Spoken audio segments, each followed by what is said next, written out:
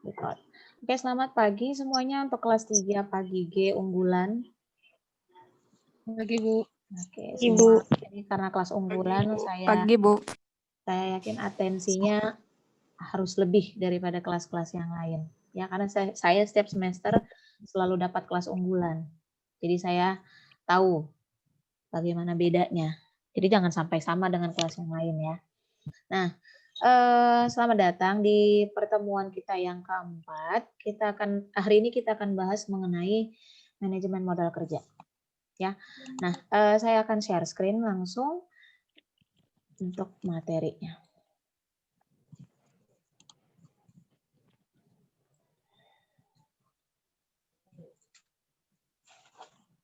Ada? Bisa dilihat di layarnya? Bisa, Bu. Oke. Bisa, Bu. Bisa, Bu. Nah, oke. Kita mulai. Ini kita bahas mengenai working capital. Nah, ini dibahan di slide saya buat dalam bahasa Inggris. Tapi harusnya kalian paham lah ini artinya apa. Ya. Oke. Nah, working capital atau modal kerja. Kalau saya tanya, ini ada modal kerja ini berasal dari dua kata. Ada modal, ada kerja. Menurut si Helmina, modal kerja itu apa? Helmina Putri Bungsu. Modal kerja itu apa, Helmina? Bu. Nah, apa pendapatnya Helmina itu modal kerja itu apa sih? Modal kerja itu kayak aktivitas yang berkait dengan pengelolaan keuangan, Bu. Aktivitas yang berkaitan dengan pengelolaan keuangan. Oke. Itu saja? Iya, Bu. Oke, coba pendapat dari Ruth Mita Tetiana. Menurut si Ruth, modal kerja itu apa? Menurut saya, Bu, modal kerja itu yang mengelola aktivitas lancar dan hutang lancar dan menjamin tingkat likuiditas atau daya kekuatan perusahaan, Bu. Oke, satu orang lagi. Ya, saya tampung. Christina, mana Christina Ramadhani? Menurut Christina, modal kerja itu apa? Working capital itu apa?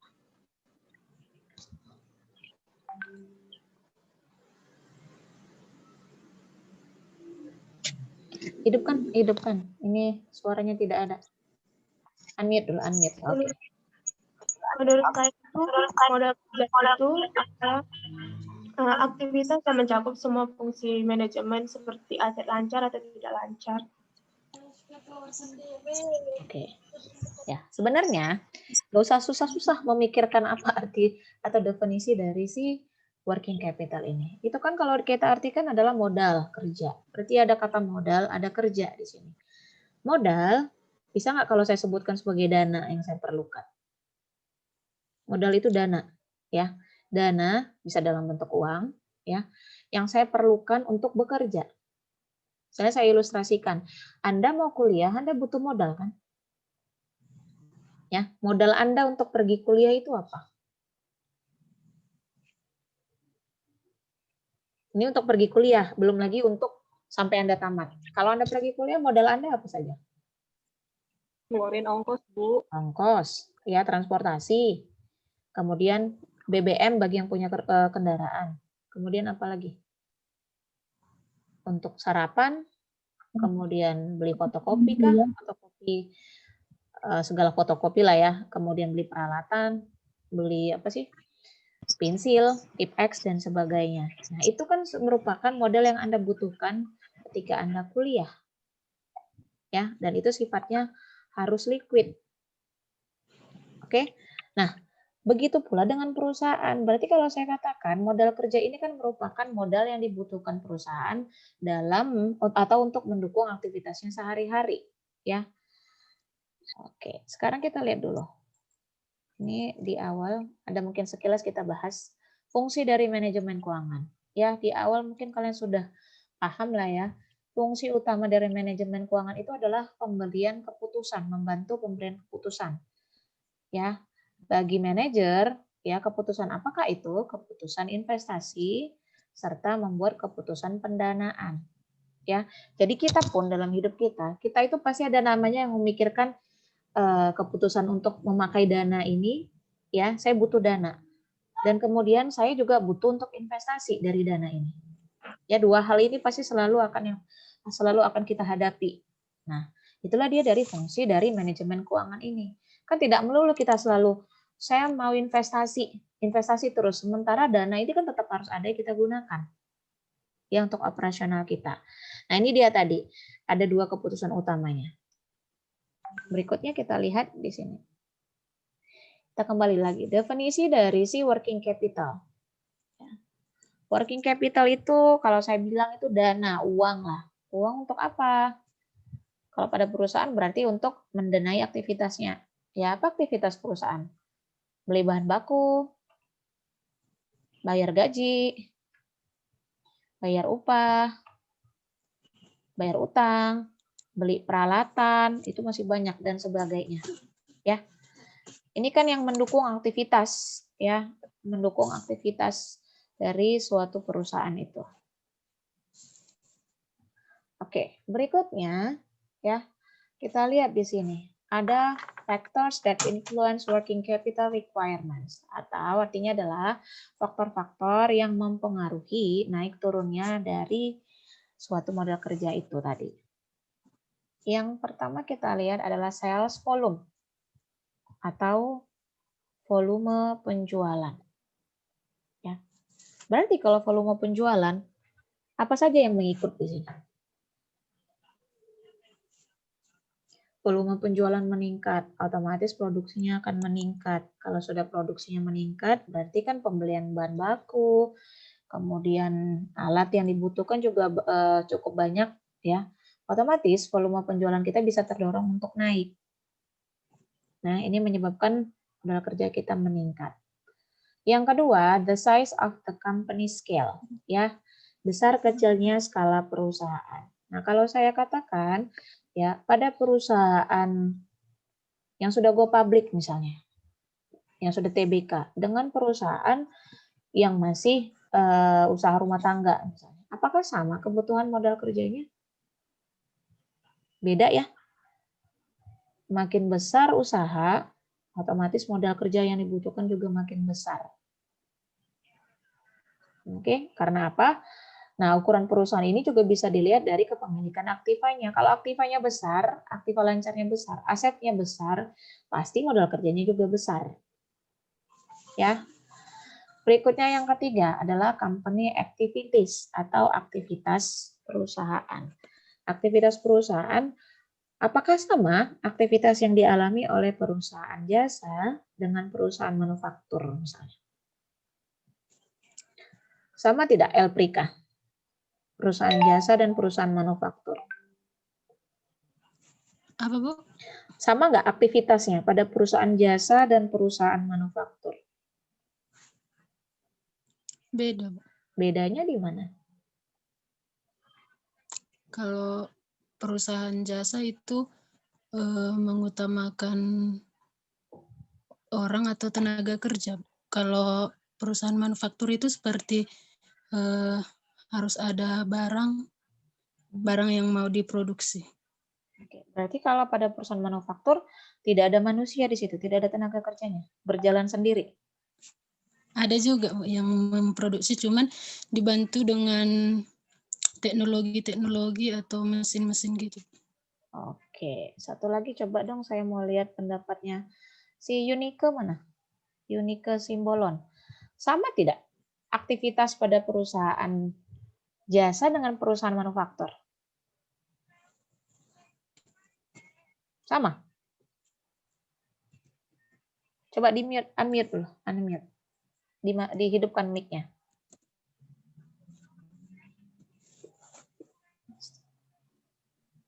Oke. Menurut saya sama, Bu. Sama. Samanya bagaimana?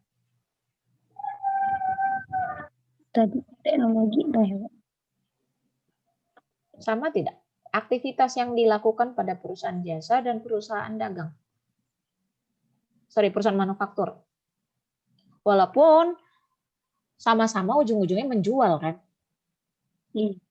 Aktivitas utama perusahaan itu kan menjual kan.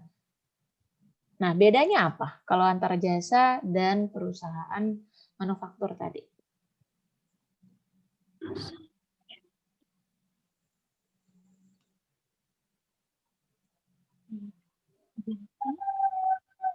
Oke, saya bantu. Perusahaan jasa itu kan tadi sudah dipaparkan temannya juga. Perusahaan jasa berarti tidak ada produknya. Produknya ini berupa produk yang tidak bisa kita lihat kan? Tidak bisa kita ukur kan? Ya. Tidak ada produk atau barang yang tidak bisa kita sentuh. Produknya ini justru berupa jasa. Berarti di sini tidak ada proses produksi, tidak ada proses apalagi pengolahan, ya, packing dan sebagainya itu tidak ada. Sudah.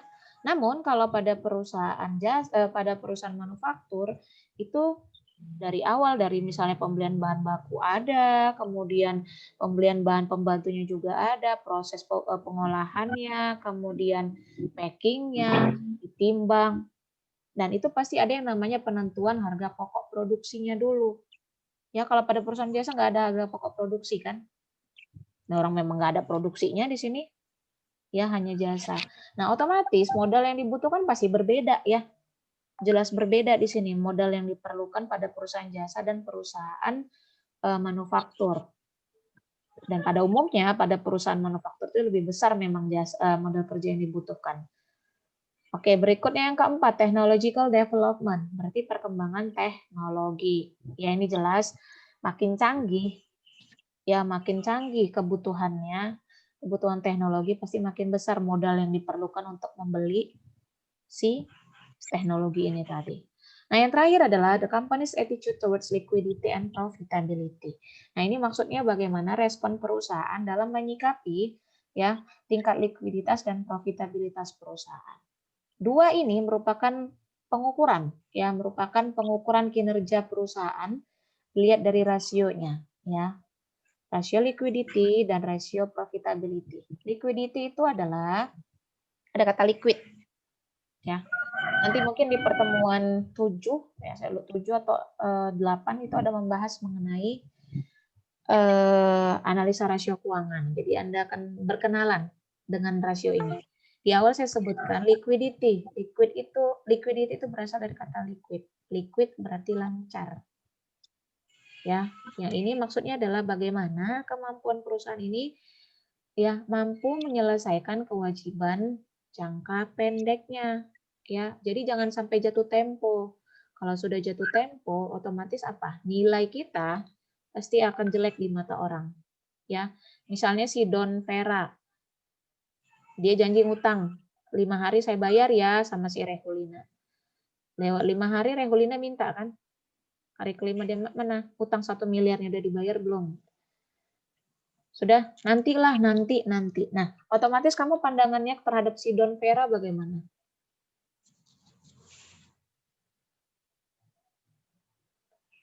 Respon si Rehulina terhadap likuiditasnya si Don Vera ini bagaimana? Jelek, Bu. Jelek ya? Nggak bakal percaya lagi. Pasti kamu akan mempertimbangkan ke depannya. Ya, kalau misalnya saya pinjam uang lagi dong. Ya, pasti itu akan mengganggu tingkat kepercayaan si pemberi dana. Begitu juga dengan profitabilitas. Berarti kalau profitabilitas ya profit, kemampuan perusahaan dalam menghasilkan profit. Nah, ini target yang ingin dicapai dari pengelolaan modal kerja ini adalah yang pertama memaksimumkan nilai perusahaan. Ya. Ini sama seperti yang tadi. Tujuan perusahaan itu apa? Manajemen keuangan. Yaitu memaksimumkan nilai perusahaan, kemudian meminimalkan biaya modalnya, ya. Kemudian ketiga adalah mengawasi arus kas, mengawasi aliran dananya tadi. Oke. Berikutnya kita bahas ini, ya. Pada modal kerja, Anda harus mengenal yang namanya konsepnya, konsep modal kerja. Konsep modal kerja itu ada 3, ya. Yang pertama itu adalah konsep kuantitatif, ya. Kuantitatif konsep. Nah, saya sederhanakan saja pemahaman Anda. Kuantitatif itu kalau kita lihat ada kata quantity di situ kan. Quantity itu artinya apa? Nilai. Jumlah, ya. Jumlah. Oke, jumlah. Nah, berarti di sini pihak manajemen menganggap bahwasanya modal kerja dengan konsep kuantitatif itu adalah seluruh modal kerja yang ada pada aktiva lancar. Ya, jadi rumus menghitung kuantitatif konsep itu adalah working capital sama dengan total current asset. Ya, manajemen menganggap ya semua modal kerja itu berarti semua dana yang ada pada current asset atau aset lancar. Sehingga ini disebut sebagai gross working capital atau modal kerja kotor. Ya. Oke, ingat ya, kuantitatif berarti quantity, oh berarti jumlah. Modal kerja berarti jumlah dari si aktiva lancarnya. Berikutnya yang kedua, konsepnya itu adalah kualitatif konsep. Ya. Kuantitatif konsep itu, kualitatif ada kata quality di sini. Quality itu artinya apa? Kualitas, ya. Kualitas. Oke. Jadi di sini yang dimaksudkan adalah seberapa berkualitaskah si modal kerja ini, ya, yang nantinya tidak mengganggu tingkat likuiditasnya. Dilihat dari apa? Dari nilai lebih aktiva lancar dikurangi dengan kewajiban lancarnya. Nah, misalnya gini, bagaimana tadi siapa tadi yang saya contohkan? Si Don Vera tadi, ya. Si Don Vera ini bagaimana dikatakan mampu membayar hutangnya tadi, ya. Kalau seandainya utangnya saja terus bertambah, sementara aktiva lancarnya, kasnya tadi untuk bayar utang ini kurang, otomatis likuiditasnya terganggu kan, ya. Maka Anda pun pasti nggak akan percaya dengan dia. Nah, makanya di sini rumus dari kualitatif konsep itu adalah selisih lebih nilai aset lancar dikurangi dengan selisih dari kewajiban lancar. Rumusnya adalah seperti ini. Working capital sama dengan total current asset kurang total current liability. Ya, aktiva lancar dikurang kewajiban lancar. Nah, ini disebut sebagai net working capital. Ya, modal kerja bersih. Oke, berikutnya, ini mungkin saya agak cepat ya. Saya takut waktunya nggak cukup nanti. Yang ketiga adalah konsep fungsional. Nah, maksudnya di sini adalah modal kerja itu akan dilihat berdasarkan fungsinya dalam menghasilkan pendapatan. Ya, ada modal kerja yang bisa menghasilkan pendapatan pada saat itu juga, namun masih ada juga modal kerja yang bisa atau yang berpotensi menghasilkan pendapatan pada periode berikutnya. Ya. Rumusnya apa di sini? Working capital itu sama dengan total current asset tambah total potential current asset ditambah total fixed asset. Oke, untuk lebih jelasnya kita lihat dulu contoh soalnya berikut ini. Ya, ini neraca sangat sederhana ya untuk PT ABC tahun yang berakhir 31 Desember 2015. Seperti biasa kalau neraca kiri itu adalah aktiva, kanan adalah pasiva. Ya, aktiva sama dengan pasiva. Aktiva sama dengan utang, kewajiban ditambah modal. Ya. Oke, kita lihat dulu di sisi kiri, aktiva. Aktiva itu terdiri dari aktiva lancar dan kurang lancar, ya. Aktiva lancar berarti aktiva yang liquid, yang paling cepat. Ya, yang paling cepat. Yang pertama adalah cash. Kalau Anda mau melakukan pembayaran kan cash yang paling duluan kan? Ya. Cash di sini adalah 24.000. Karena di sini saya bilang dalam ribuan rupiah, berarti ini harusnya adalah 24 juta. Ya, 24 juta. Berikutnya, marketable securities. Berarti ini adalah surat berharga sebesar 56 juta. Berikutnya, account receivable itu apa? Account receivable Piutang dagang. piutang dagang atau piutang usaha 80 juta ya. Berikutnya ada inventory 100 juta rupiah. Sehingga kalau ditotalkan ini current asetnya adalah 260 juta rupiah. Oke, berikutnya kita masuk ke fixed asset. Ya, aset tetap, sorry. Di sini adalah land, ada building, ada machine, ya, tanah, gedung, kemudian ada mesin. Totalnya adalah 700 juta. Ya, sehingga total dari keseluruhan aktiva tadi adalah 260 juta ditambah 700 juta, hasilnya adalah 960 juta. Oke, nanti saran saya kalau memang ada kalkulator sambil cross check ya, siapa tahu saya salah hitung. Bisa ya? Oke, berikutnya kita pindah ke sisi kanan, yaitu mengenai pasifanya. Yang pertama adalah liability. Nah, liability sama seperti aset, berarti ada yang current dan yang non-current. Lancar dan yang tidak lancar. Yang lancarnya apa saja? Ada account payable. Account payable yaitu utang usaha atau utang dagang. Sebesar 36 juta. Kemudian notes payable 60 juta atau utang wesel. Ya. Kemudian ada tax payable, berarti ini adalah utang pajak. Totalnya semuanya adalah 125 juta rupiah untuk current liability. Berikutnya untuk yang non current liability ya ada bond. Bond itu apa? Helena. Bond apa? Siapa? Obligasi. Oke, good. Ya, betul memang. Bond itu obligasi. Terkadang ada yang nyebutnya obligation. Ya, obligasi itu bond. Bond sebesar 200 juta rupiah. Sehingga kalau saya tanya berapa sih total liability-nya?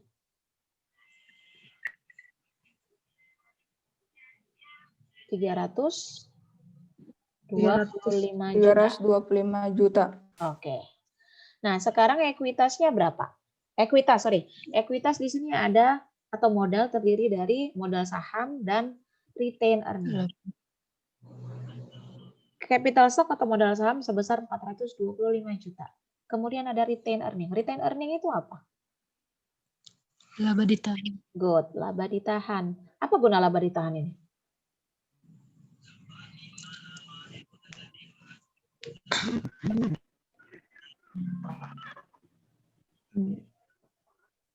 Apa guna laba? Namanya laba yang ditahan.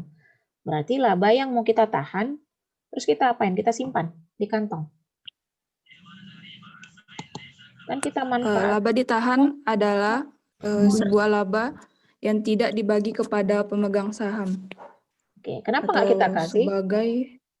Kenapa nggak kita kasih? Karena dibuat sebagai dividen atau prepay gitu.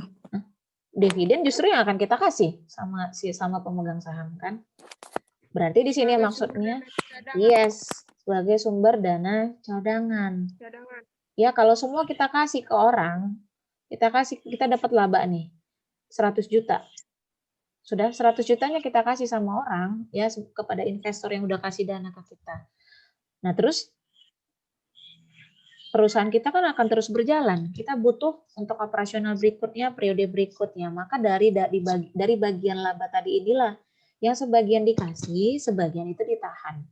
Ya, ditahan yang dianggap sebagai sumber dana pada periode berikutnya. Itu disebut retain earning. Totalnya adalah untuk ekuitas berapa? 635 ya, 635 juta rupiah. Sehingga total pasifanya berapa?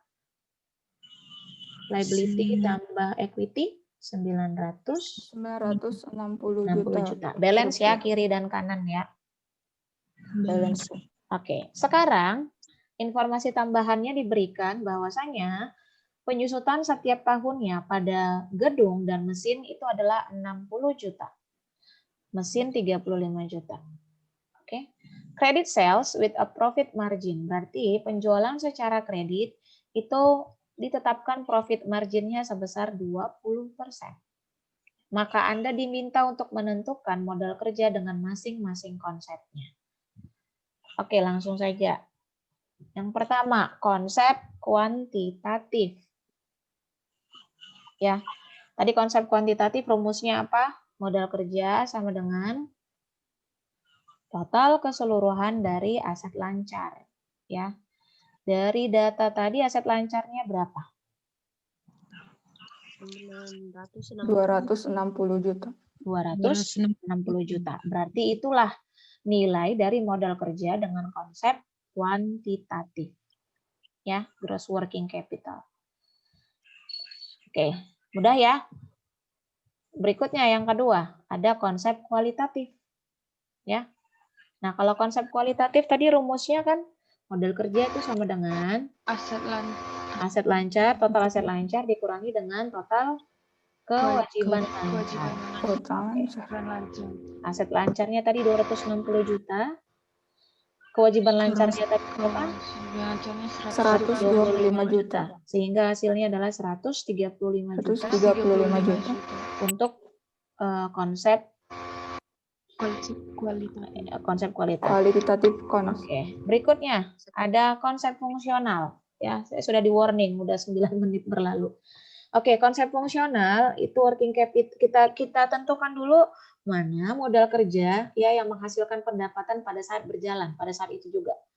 Ya. Ini yang pertama itu ada cash. Cash tadi 24 juta ya dari neraca. Berikutnya ya, account receivable. Nah, account receivable di sini 64 juta. Padahal di neraca tadi saya sebutkan 80 juta. Kenapa jadi 64 juta?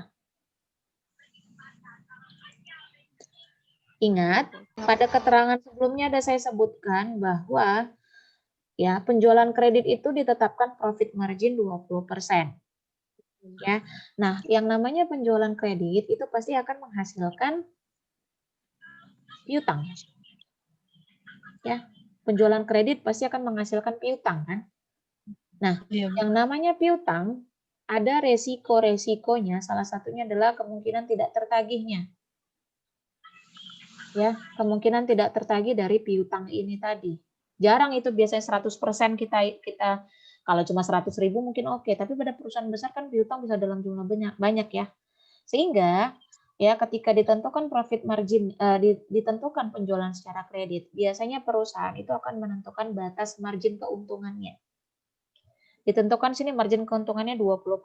Maka ya dari account receivable ini sebesar 80 juta yang sebenar-benarnya nilainya account receivable atau sebenar-benarnya nilai piutang itu hanya sebesar 80% dikali 80 juta. Sisanya itu adalah nilai dari profit marginnya. Ya.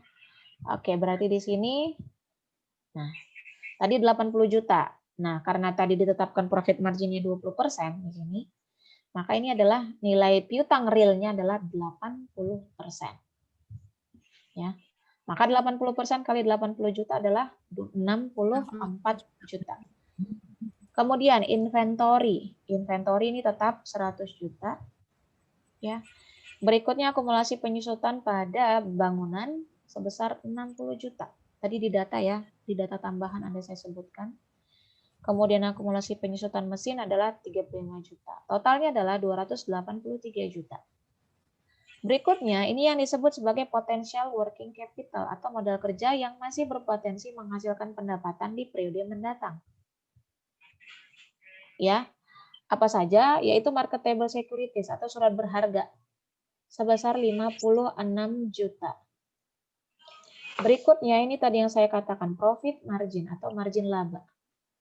20% ditetapkan. Berarti 20% dari 80 juta tadi hasilnya 16 juta.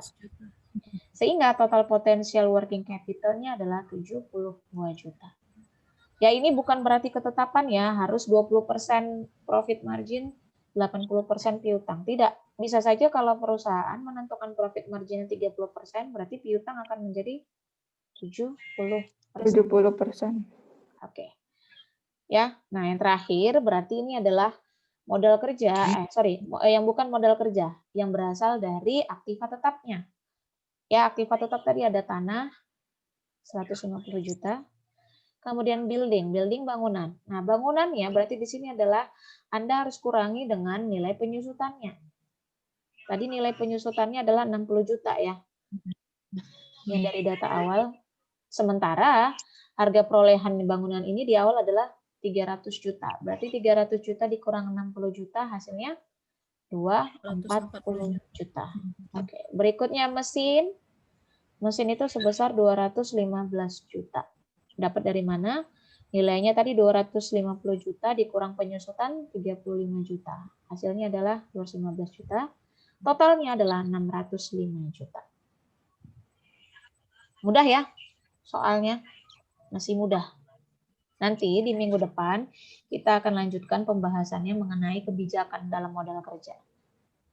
Oke, nah yang perlu kalian ingat di sini adalah modal kerja itu nanti dikatakan optimal ya jika bisa mempertimbangkan rasio-rasio keuangan yaitu terutama likuiditas dan profitabilitas. Ya, dan ini nantinya kalaupun pada kebijakan modal kerja ini akan berpengaruh kepada sikap dari manajemennya itu sendiri. Ada manajemen yang pemberani, ada yang mungkin lebih takut ambil resiko atau justru biasa-biasa saja. Ya, ini nanti akan berpengaruh terhadap likuiditas dan profitabilitasnya. Oke.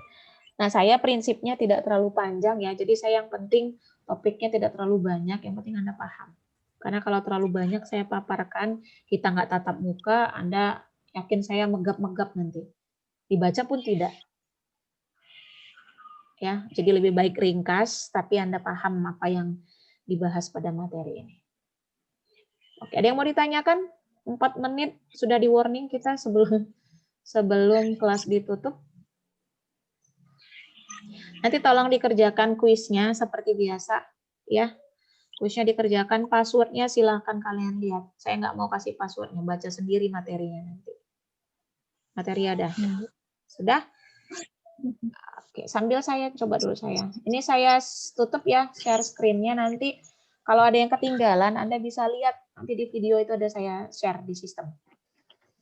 Ada ya yang ketinggalan bisa kalian lihat. Oke, ini saya lihat dulu semuanya ya. Don Vera. Kemudian Rehulina. Nggak apa-apa, saya mau cek. Mau say hi boleh, mau ya, Rehulina, Octavia, kemudian Helena, Meidartigea, oke, Kajol, Andriani, oke, Christina Ramadhani ya, kemudian Ruth Ingrid, oke, Helmina Putri, Rina Fitrayani, oke, Megaria, kemudian Ruth Mita. Ruth kontingnya ya Ruth ya. Sorry siapa kontingnya tadi saya lupa. Kontingnya Putri, Bu. Putri ya? Iya Putri. Nah, Ya. Putri. Nanti kalau bisa Putri buat dalam kurung konting kalau masuk sama saya. Biar saya nggak lupa. Ya. Kemudian Maria. Ada Gebi. Zahwa. Elprika. Kemudian Gabriela, Yeni, Tampu Bolon, Marini, Triani, Deborah, Stefani, Graciela, Riris Silaban, kemudian ada Clara Sitinja, Anissa Gultom, Putri Esterina, penting ya. Kemudian ada Rina. Ini kok kenapa berulang lagi ya? Putri Yunika. Kemudian Lulu Tobing. Ada Sarnilika Laya. Ada Johanna Graciela. Oke, semua sudah ya? Sudah saya panggil. Ya, jangan lupa absen di sistem. Nanti Anda. Oke. Ada yang mau ditanyakan sebelum kita tutup kelas kita hari ini? 1 menit berjalan mundur. Oke, itu nanti tugas ya. Kuis itu akan menghitung mundur dari pertama kali Anda klik.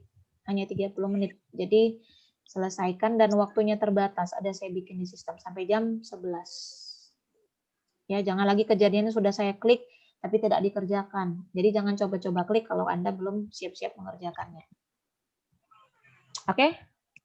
Aman semua? Bu. Oke.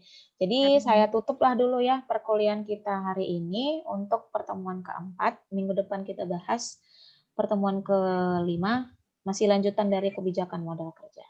Terima kasih atas atensi Anda hari ini. Selamat pagi dan selamat kembali beraktivitas. Terima kasih ya. Oke.